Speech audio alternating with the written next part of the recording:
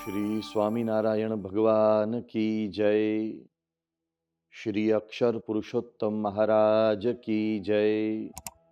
श्री राधा कृष्ण देव की जय। सियावर रामचंद्र भगवान की जय।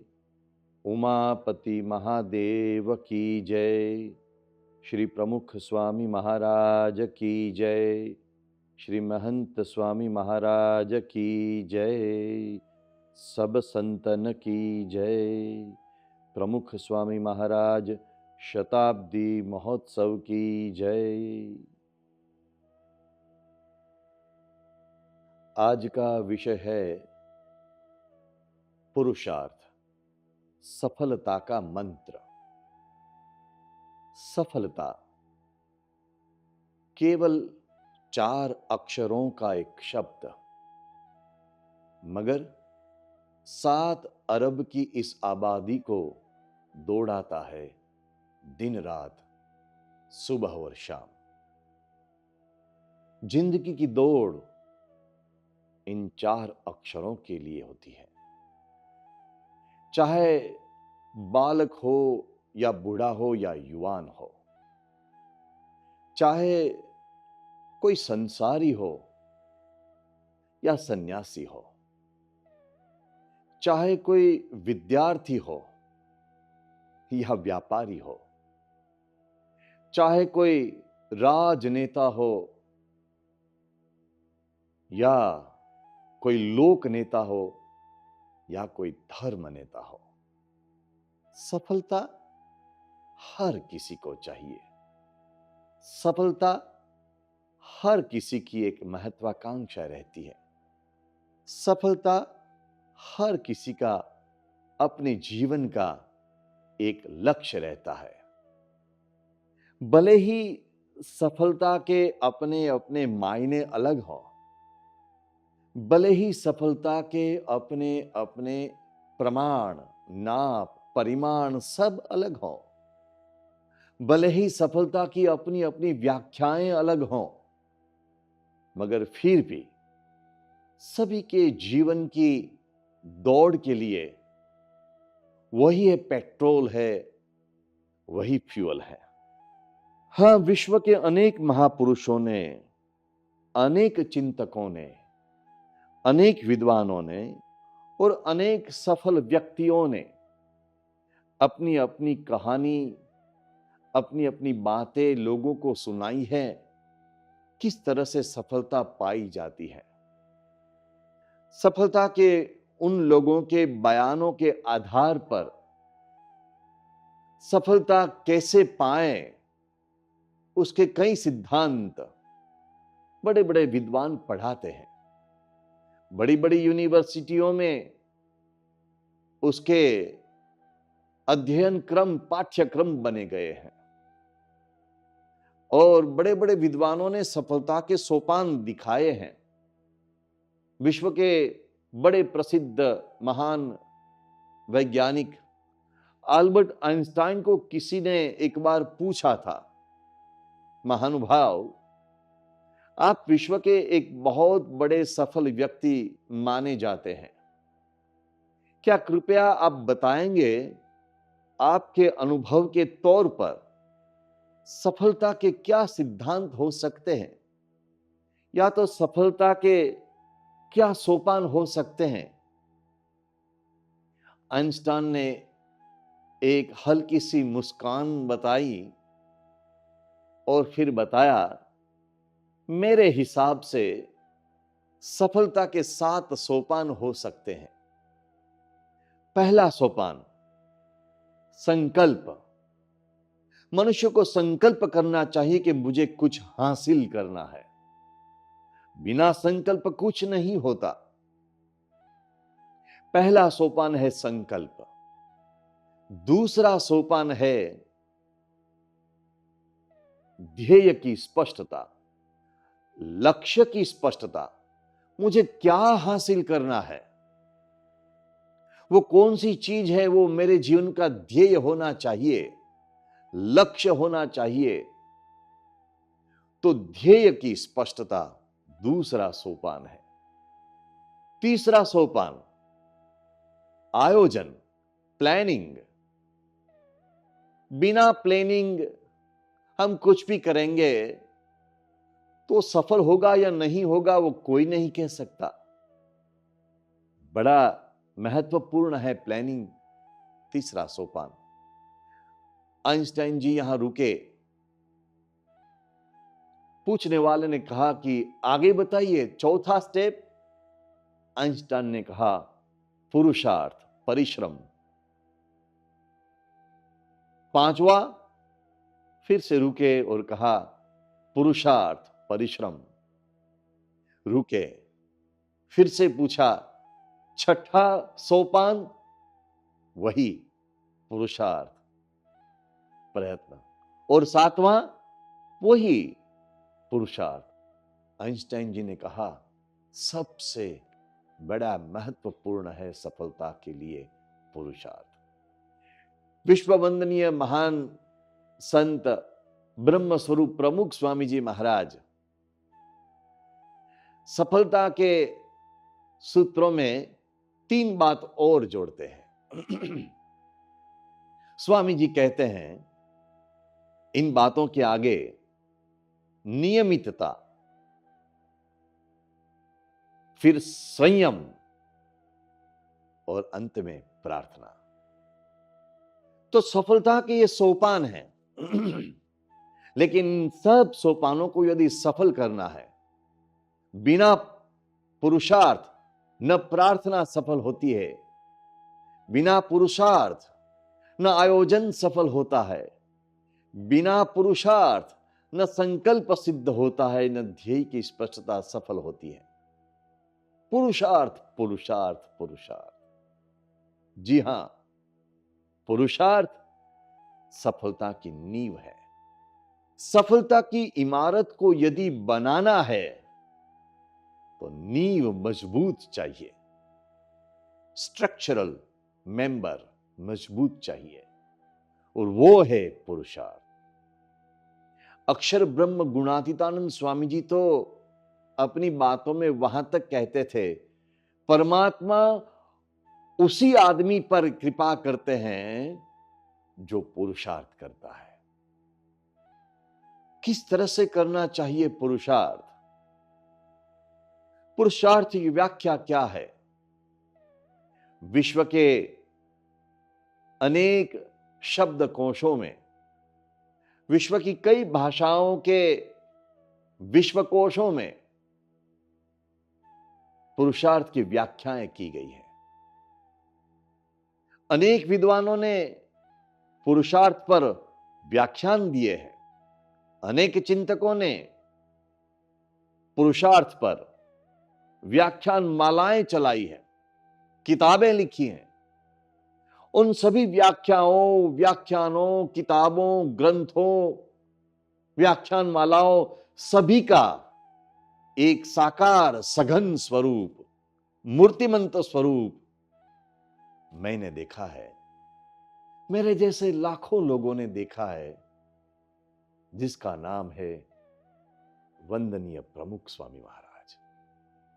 जी हां, प्रमुख स्वामी जी महाराज पुरुषार्थ की जीवंत प्रतिमूर्ति थे। भगवान श्री कृष्ण ने श्रीमद् भगवद गीता में अर्जुन जी को कर्म योग सुनाया है। योगः कर्मसु कौशलम कह के कर्म और योग का संयोजन दिखाया है। भगवान श्री कृष्ण ने कैसे कर्म करना चाहिए, कैसे आदमी को पुरुषार्थरत रहना चाहिए, वो अर्जुन जी के माध्यम से हम सबको सिखाया है। मगर उस कर्म योग का मूर्तिमंत स्वरूप थे ब्रह्म स्वरूप प्रमुख स्वामी महाराज। स्वयं सन्यासी थे, लेकिन अकर्मण्य नहीं रहे, कर्मठ रहे। श्रीमद् भगवद गीता जिसका दोहन माना गया है, उन उपनिषदों में कर्म की बहुत महिमा कही गई है। उपनिषदों में गाया गया है, कुर्वन्नेवः कर्माणि जिजीविषेत् शतम समाह। कर्म करते करते 100 साल तक जियो। उपनिषद का यह आदेश है। ब्रह्मस्वरूप प्रमुख स्वामी जी महाराज ने उपनिषद के इन आदेशों को अपने जीवन में साकार कर दिया था। इन उक्तियों को, इन सूक्तियों को, इन सुभाषितों को उन्होंने जिया था।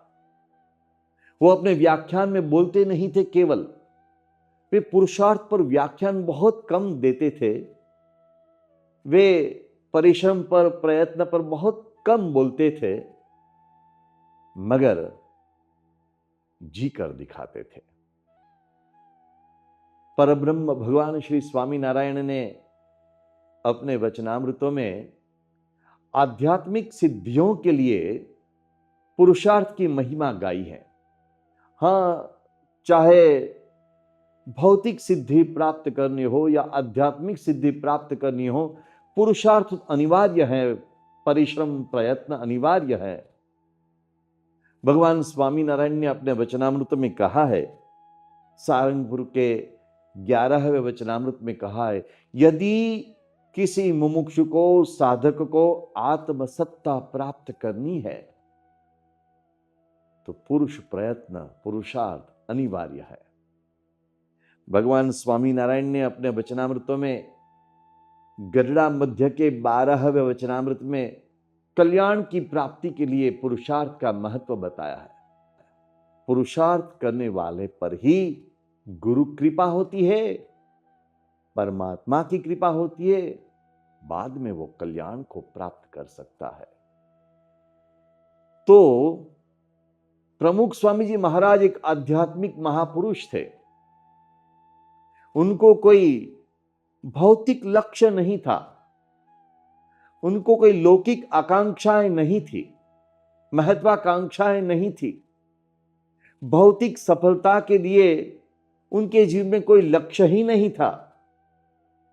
फिर भी भगवान के आदेशों के अनुसार, शास्त्रों के आदेशों के अनुसार, महान पुरुषों और गुरुओं के आदेशों के अनुसार वे जीवन भर कर्मरत रहे, पुरुषार्थरत रहे।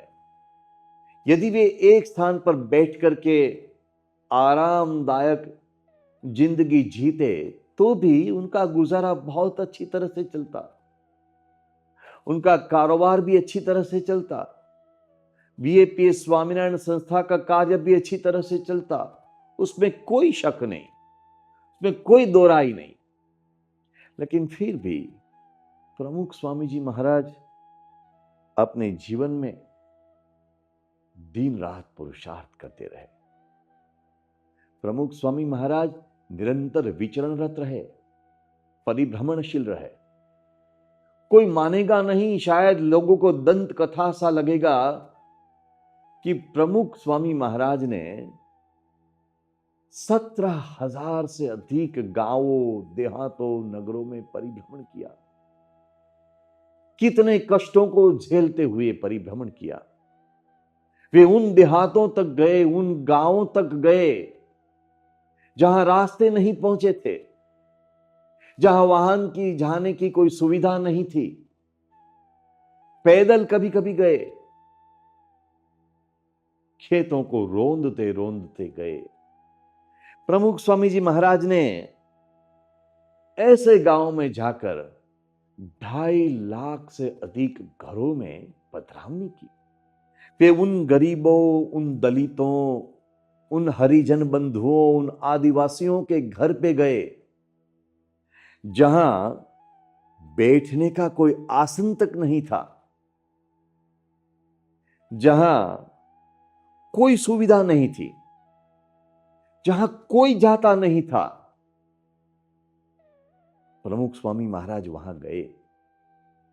उन छोटी छोटी झुपड़ियों में जाकर प्रमुख स्वामी महाराज ने उन गरीबों को, दलितों को, हरिजनों को, आदिवासियों को गले लगाया। प्रमुख स्वामी महाराज ने उन सभी के सर्वांगी उत्कर्ष के लिए प्रचंड पुरुषार्थ किया और उन सब पर अपने निस्वार्थ प्यार की बौछार बरसाई। हां, आज उसका फल सबको दिखाई दे रहा है। प्रमुख स्वामी महाराज ने कितने कष्ट झेले इन पधरावनियों को करते करते, कितना उन्होंने कुछ सहा, वो सब बातें आज इतिहास के गर्भ में चली गई हैं, लेकिन वो फल दिखाई दे रहा है। परम पूज्य प्रमुख स्वामी महाराज की कृपा से, उनके प्रचंड पुरुषार्थ के कारण आज उन अनगिनत परिवारों में संस्कारों की, सुख सुविधाओं की, शिक्षा की, आबादी की हरियाली दिखाई दे रही है। आज उसके मधुर फल सब चख रहे हैं और परम पूज्य प्रमुख स्वामी महाराज के चरणों में अपनी भाव वंदना कर रहे हैं। दूसरों की भलाई के लिए प्रमुख स्वामी महाराज दिन रात पुरुषार्थरत रहे। दूसरों की भलाई के लिए उन्होंने नहीं अपने आराम की ओर देखा, नहीं अपने भोजन की परवाह की, नहीं उन्होंने दिन देखा रात देखी। वे न तो अपनी वृद्ध काया की ओर देखते थे, नहीं उन्होंने अपनी बीमारियों की ओर देखा। वे केवल दूसरों की भलाई की ओर ही देखते रहे, दूसरों की हित की चिंता करते रहे। परम पूज्य प्रमुख स्वामी जी महाराज को न कोई मान सम्मान यश कीर्ति की कामना थी, न ही उन्हें कोई अपना व्यक्तिगत स्वार्थ था। निस्वार्थ भाव से वे अहोरात्र पुरुषार्थरत रहे। उनकी पुरुषार्थ की जो गाथा है वो केवल गांवों में या घरों में, झोपड़ियों में, पधरावनियों तक सीमित नहीं रही है। उन्होंने लोक सेवा की जो भागीरथी बहाई है वो सच में कितनी फैली हुई है। मुझे यहां महामंडलेश्वर परम श्रद्धेय स्वामी श्री सत्य मित्रानंद गिरि जी का वो वचन याद आ रहा है।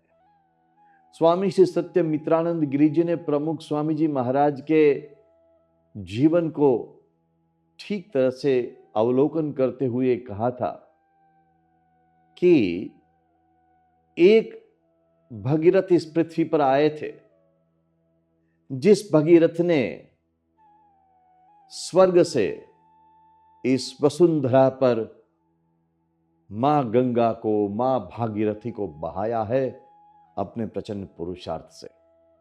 आज एक दूसरा भगीरथ हमारे सामने है, पूज्य प्रमुख स्वामी जी महाराज, जिन्होंने आध्यात्मिकता की गंगा को, सुख की गंगा को, पवित्र आनंद की गंगा को लोगों के घरों तक, लोगों के हृदयों तक बहाया है।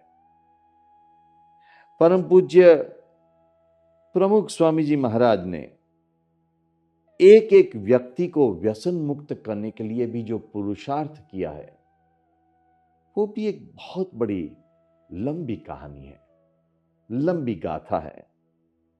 उन्होंने करीब करीब 40 लाख से अधिक लोगों को व्यक्तिगत रूप से मिल मिल करके उनको व्यसन मुक्त होने की प्रेरणा दी है। जब भी प्राकृतिक आपदाएं आई तो प्रमुख स्वामी जी महाराज बैठे बैठे आशीर्वाद नहीं देते रहे, स्वयं दौड़कर वहां पहुंचे। मोरबी में मच्छू डैम टूटने की दुर्घटना हुई, चारों ओर मौत का तांडव फैल गया। स्वामी जी हजारों स्वयं सेवकों को साथ लेकर सेवा में पहुंच गए। कच्छ में भूकंप आया, स्वामी जी सेवा में पहुंच गए। 18 लाख लोगों को भोजन करवाया। स्वामी जी ने 15 से अधिक गांवों को दत्तक लेकर उसका पुनः निर्माण करवाया। महाराष्ट्र में लातूर जिले में भूकंप के कारण बड़ी बर्बादी हुई। स्वामी जी वहां पहुंचे, गांवों को दत्तक लेकर पुनः निर्माण करवाया और आपत्तिग्रस्तों को अपना साथ दिया, सहकार दिया, स्नेह दिया। सुनामी के वक्त पर दक्षिण भारत में पहुंचे, वहां भी सुनामी ग्रस्तों को अपनी सेवा से आश्वस्त किया। जहां जहां प्राकृतिक आपदा आई, प्रमुख स्वामी महाराज हर बार पहले दौड़े। शिक्षा के क्षेत्र में उन्होंने कितना प्रयास किया, कितने छात्रावास खड़े किए, कितनी शालाएं खड़ी की, आदिवासियों के लिए छात्रावास या शालाएं की रचनाएं की, कितने छात्रों को दत्तक लिया, उन्हों को पढ़ाया, कितनी अस्पतालें खड़ी की, कितने घूमते अस्पताल उन्होंने गांव-गांव भेजे, जिसके कारण लाखों मरीजों की आज सेवा हो रही है। तो ऐसे कितने रचनात्मक कार्यों को उन्होंने किया। वे बच्चों को भी नहीं भूले। बच्चों के संस्कारों के लिए उन्होंने बाल संस्कार प्रवृत्ति के लिए कितना समय दिया।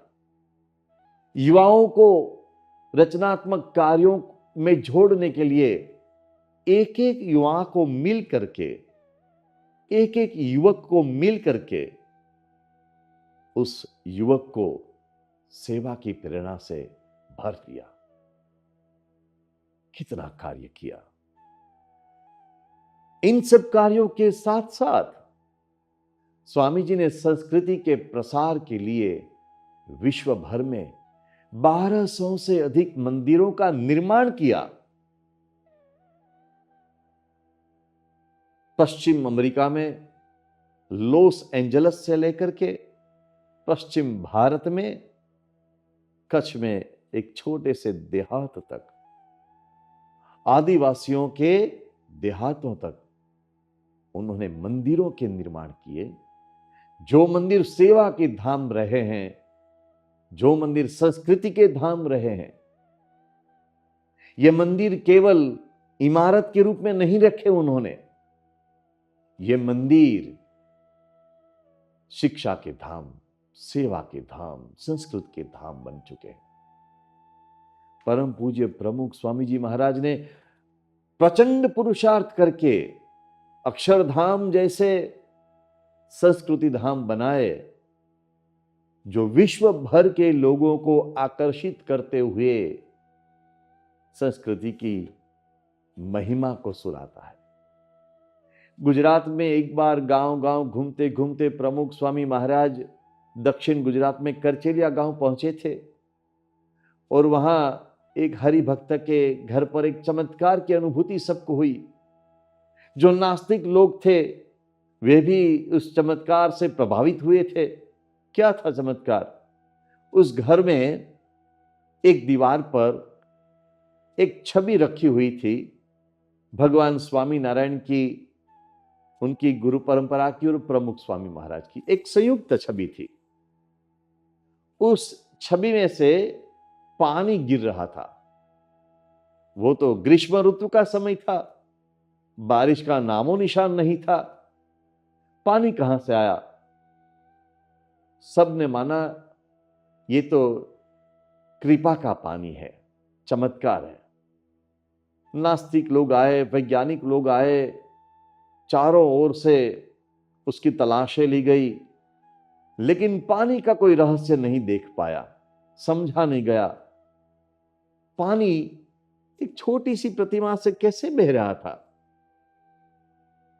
कुछ दिनों के बाद प्रमुख स्वामी जी महाराज पहुंचे। उन दिनों तक लाखों लोग वहां दर्शन के लिए उमड़े थे। स्वामी जी वहां पहुंचे तब सबने बताया, स्वामी जी आपकी इसी छवि में से कृपा का पानी बह रहा था। तब स्वामी जी ने उस छवि की ओर देखा तक नहीं और स्वामी जी ने अपने कपाल पर पसीना जो बह रहा था, उस पसीने की बूंद को नीचे रखते हुए कहा, वो पानी काम नहीं आएगा, सच्चा पानी ये है, पुरुषार्थ का पानी, पसीने का पानी। हाँ, स्वामी जी ने अपने पुरुषार्थ से चमत्कार किया था, अपने परिश्रम से चमत्कार किया था। ऐसे परिश्रम करते करते प्रमुख स्वामी जी महाराज एक आध्यात्मिक संदेश को भी जन जन तक बहाते रहे थे। स्वामी जी का वो संदेश था पुरुषार्थ करने का एक आध्यात्मिक तरीका। उन्होंने अपने जीवन से, अपने चरित्र से हम सबको सिखाया, आने वाली अनेक पीढ़ियों को सिखाया कि पुरुषार्थ कैसे करना चाहिए। स्वामी जी ने जो सिखाया उसको हम 4 मुद्दों में बांट सकते हैं। वैसे उन्होंने इसके विषय में कभी व्याख्यान नहीं दिया, लेकिन उनके चरित्रों से जो सीखना मिलता है वो ये है। पहला मुद्दा, स्वामी जी के चरित्र से पहला मुद्दा यह सीखने को मिलता है, काम करो, पुरुषार्थ करो, प्रचंड पुरुषार्थ करो, मगर फल की आशा कभी मत करो। फल की आशा भगवान के पर छोड़ दो। भगवान जो भी फल देंगे वो अच्छा ही होगा। बस यदि इतना मन में दृढ़ करके आप पुरुषार्थ करेंगे तो व्यग्रता नहीं होगी। पुरुषार्थ कितना ही करेंगे लेकिन व्यग्रता का अनुभव नहीं होगा। स्वामी जी भगवत गीता का मंत्र कभी कभी बोलते थे, कर्मण्येवाधिकारस्ते मां फलेषु कदाचन। स्वामी जी कितना पुरुषार्थ करते थे लेकिन कभी व्यग्र नहीं रहते थे। वे कभी थके हुए भी नहीं लगते थे, सदा फ्रेश, ताजा तरोजा लगते थे, क्योंकि वे कभी फल की आशा नहीं करते थे। इसलिए दिन भर की थकान भरी पुरुषार्थ यात्रा के बाद जब रात को वे सोने के लिए जाते थे तब हर रोज हंसते हंसते आराम में जाते थे। कितने फ्रेश रहते थे। तो ये पहला उनका मंत्र हमको सीखने को मिलता है। पुरुषार्थ करने में उनका दूसरा जो जीवन मंत्र था वो ये था कि कर्म को या पुरुषार्थ को भक्ति योग बनाओ। कैसे? कर्म करो, पुरुषार्थ करो, प्रचंड पुरुषार्थ करो, लेकिन भगवान की या गुरु की प्रसन्नता के लिए पुरुषार्थ करो। विद्यार्थी को ऐसा सोचना चाहिए कि मैं एक आदर्श विद्यार्थी होकर के ऐसा प्रचंड पुरुषार्थ करूं कि मेरे जीवन दाता परमात्मा मेरे पर प्रसन्न हो जाए। व्यवसाय करने वाले को, नौकरी करने वाले को ऐसा सोचना चाहिए, मैं ऐसी प्रामाणिकता से नौकरी करूं, ऐसे पुरुषार्थ से नौकरी करूं, ऐसे सिद्धांतों के साथ मैं अपना व्यवसाय करूं कि भगवान मेरे पर प्रसन्न हो जाए। तो भगवान की प्रसन्नता को केंद्र में रखते हुए पुरुषार्थ करो। स्वामी जी के जीवन में भगवान की प्रसन्नता, अपने गुरु की प्रसन्नता, वही एकमात्र लक्ष्य था। हमने आगे देखा उनको ऐसी कोई लौकिक कामनाएं नहीं थी, महत्वाकांक्षाएं नहीं थी। एक ही लक्ष्य था, लोगों का हित, लोगों का सुख, लेकिन उसके पीछे भी एक भावना थी, भगवान की प्रसन्नता। भगवान स्वामीनारायण ने अपने वचनामृत में बताया है, यदि कोई कर्म करता है लेकिन वो भगवान की प्रसन्नता के लिए करता है तो वो कर्म भक्ति योग बन जाता है। तो कर्म योग को भक्ति योग बना दो, स्वामी जी का यह दूसरा मंत्र। तीसरा, कर्म करो मगर गर्व मत करो। कितना ही पुरुषार्थ करो, कितना ही श्रम करो, परिश्रम करो, मगर ऐसा सोचो कि मैं जो भी कर सकता हूं वो केवल भगवान की दी हुई शक्ति के कारण कर सकता हूं, भगवान और गुरु की कृपा के कारण कर सकता हूं, उनके आशीर्वाद के कारण कर सकता हूं। इस पृथ्वी पर करोड़ों लोग ऐसे हैं जिनके पास ऐसी शक्ति नहीं है, जबकि मेरे पर भगवान की कृपा है कि मैं कुछ करने के लिए समर्थ हुआ हूं, सक्षम हुआ हूं। ऐसे सोचते हुए कर्म करो, पुरुषार्थ करो। प्रमुख स्वामी जी महाराज ने कभी अपने जीवन में गर्व नहीं किया। हां, कितना पुरुषार्थ किया, कितनी सिद्धियां पाई। Guinness book of world records में प्रमुख स्वामी जी महाराज के पुरुषार्थ के बारे में 5-5 बार नाम लिया गया। कितने अवार्ड प्रदान किए गए प्रमुख स्वामी महाराज को, लेकिन उन सभी सफलताओं का यश उन्होंने भगवान और गुरु के चरणों में अर्पित कर दिया, अपने साथियों के, संतों के, स्वयं सेवकों के सर पर यश समर्पित कर दिया। मैंने कुछ नहीं किया। इतना बड़ा अक्षरधाम उन्होंने लोगों के सामने केवल 5 साल में पूर्ण कर दिया।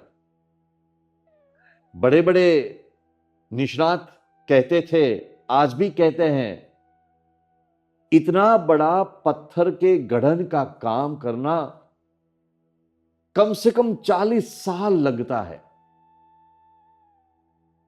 प्रमुख स्वामी महाराज ने केवल 5 साल में पूर्ण कर दिया। डॉक्टर एपीजे अब्दुल कलाम साहब उस वक्त भारत के राष्ट्र प्रमुख के रूप में अक्षरधाम के उद्घाटन के अवसर पर आए हुए थे। उन्होंने प्रमुख स्वामी महाराज से पूछा, यह किसने किया?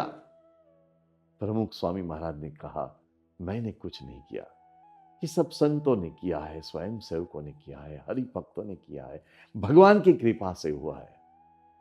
एपीजे अब्दुल कलाम साहब ने अपनी किताब में लिखा है कि प्रमुख स्वामी जी महाराज की इस भावना से, उनके इस उत्तर से वे रोमांचित हो गए और प्रमुख स्वामी जी महाराज को उन्होंने कहा था कि स्वामी जी, आपके इस चरित्र से मुझे यह सीखने को मिला कैसे अपने जीवन में आई और माई, मैं और मेरा दूर करना चाहिए। अहम और महमत्व को दूर करने की प्रेरणा, मिटाने की प्रेरणा मुझे आप में से मिली है। तो ये एक महत्वपूर्ण सिद्धांत स्वामी जी के जीवन से, पुरुषार्थ का आध्यात्मिक सिद्धांत सीखने को मिलता है। और चौथा, पुरुषार्थ करो मगर अपनी शक्ति के साथ परमात्मा की शक्ति को जोड़ो प्रार्थना के द्वारा। हां, हम पुरुषार्थ करते हैं, थक जाते हैं। प्रमुख स्वामी जी महाराज कहते हैं, आप यदि भगवान को प्रार्थना करके भगवान की शक्ति को अपने साथ जोड़ते हुए पुरुषार्थ करेंगे, कभी भी थाक नहीं लगेगा। हम सबको अपने पुरुषार्थ का बोझ लगता है अपने सर पर। मैंने इतना काम किया, मैंने ये किया, मैंने वो किया, इसका एक बोझ सर पर रहता है। प्रमुख स्वामी महाराज के जीवन में कभी वो बोझ नहीं देखा।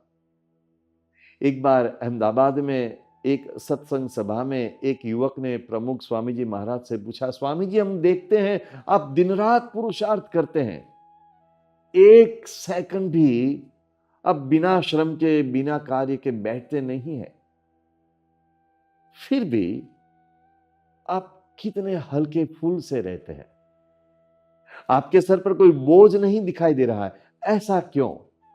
उस वक्त प्रमुख स्वामी महाराज ने कहा था कि मेरे गुरु शास्त्री जी महाराज ने सिखाया है,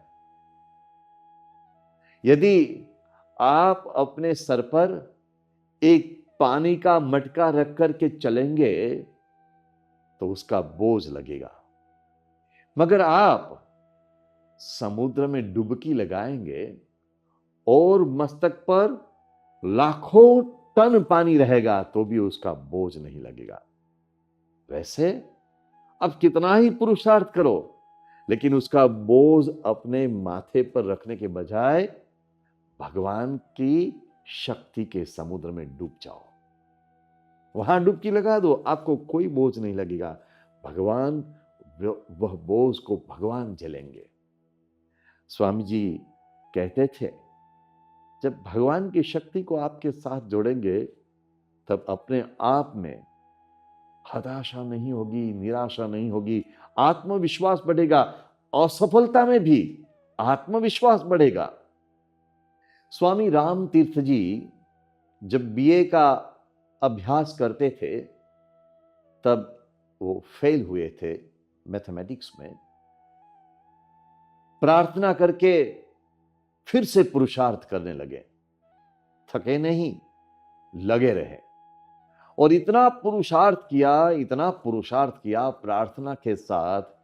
जब दूसरी बार वे कसौटी में बैठे तब प्रश्न पत्र जब सामने आया तो 13 प्रश्न थे।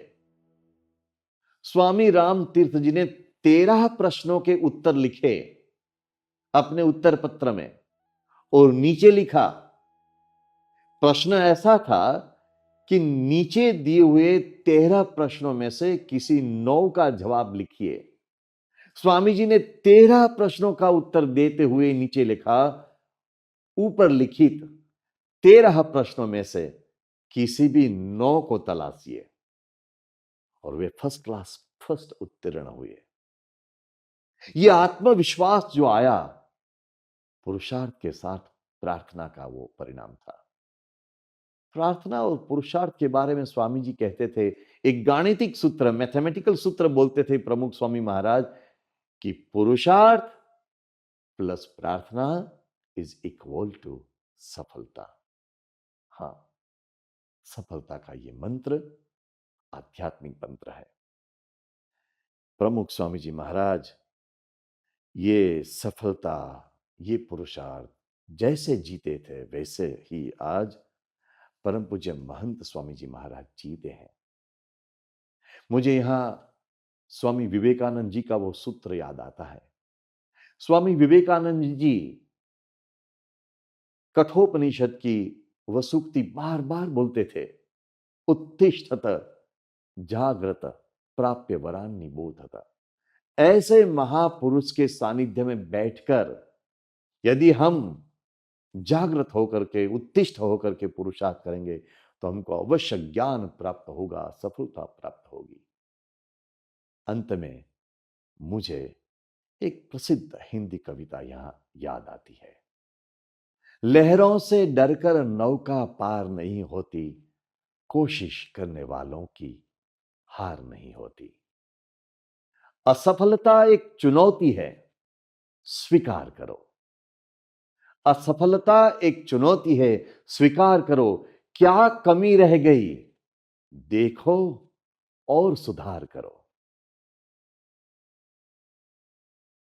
जब तक सफल न हो तब तक नींद चैन को त्यागो तुम, संघर्ष का मैदान छोड़ मत भागो तुम, संघर्ष का मैदान छोड़ मत भागो तुम, कुछ किए बिना ही जय जयकार नहीं होती, कोशिश करने वालों की हार नहीं होती, कोशिश करने वालों की हार नहीं होती, कोशिश करने वालों की हार नहीं होती।